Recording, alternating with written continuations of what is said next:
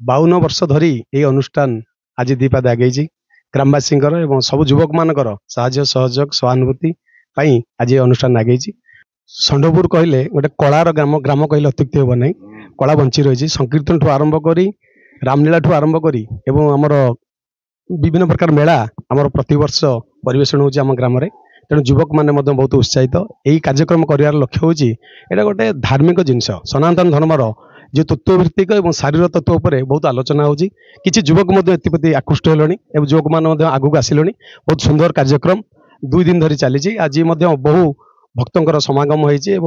जटणी जटणी बाहर विशिष्ट व्यक्ति मानकर आगमन होती मुख्य लक्ष्य होची आमे जेहेतु हिंदू व्यक्ति हिंदुत्व उपर किसी आलोचना होची सुंदर आलोचना एवं युवक मैंने सामिल कर लक्ष्य रही आगामी दिन में युवक मैंने सामिल हे सुंदर कार्यक्रम तेणु जो भाई मैंने आमर 3टी मंडली समस्त को धन्यवाद साधुवाद कृतज्ञता ज्ञापन कर उपस्थिति आउ निश्चित भाव में से प्रभु त्रिनाथ देव यही अनुष्ठान को आहरी दीर्घायु करेंगे और यहाँ 52 वर्ष धरी है गोटे सहज कथा नहीं समस्त को नहीं बांधि रखी ये कार्यक्रम करवा गोटे बहुत बड़ आभिमुख्य रही निश्चित भाव में यही अनुष्ठान आहरी दीपाद आगेब यहाँ सर्वपुरातन अनुष्ठान षंडपुर मु छोट थी से समय मुझे देखी आज पर्यंत एवं आमर ये वर्ष को गोटे थर एमती पालन कराए प्रत्येक वर्ष एमती पालन कराए एवं तत्वभित्तिक कार्यक्रम कराए एठारे ये सब आम आम पूर्वपुरुष भी आमर जो पूर्वपुरुष पीढ़ी थिले आम दादा जड़े थे भास्कर दास से माने पुरोधा थिले सी चली जावा पर बर्तमान आमर गाँव समस्त मिलमिशी अनुष्ठान टी एवं आरंभ होती एवं खूब आनंदर सहित आम ये पालन कर प्रति वर्ष पालन करुँ बारंग दाढ़ा पाटणार आसुँच भजन मंडली एवं बड़ तोटार गोटे भजन मंडली आसुँच 2-3 मंडली 4 मंडली एमती आसते एवं आमर ये माने जो तत्वभित्तिक कार्यक्रम होची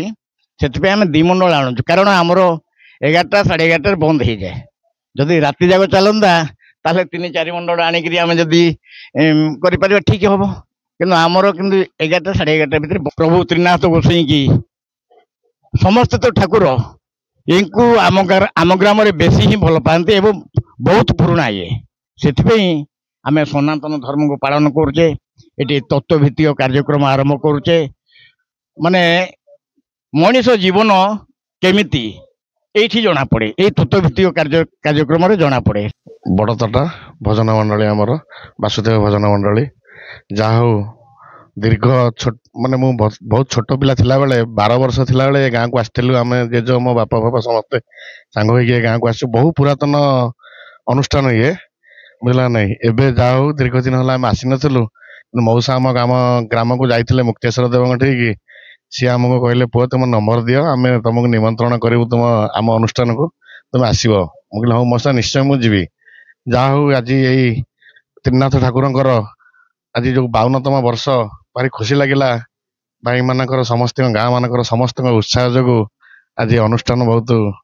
खुशी लगिला किंतु अनुष्ठान आहरी दीर्घायु हो आमको एमती निमंत्रण करूँ आम सब वर्ष आसुता।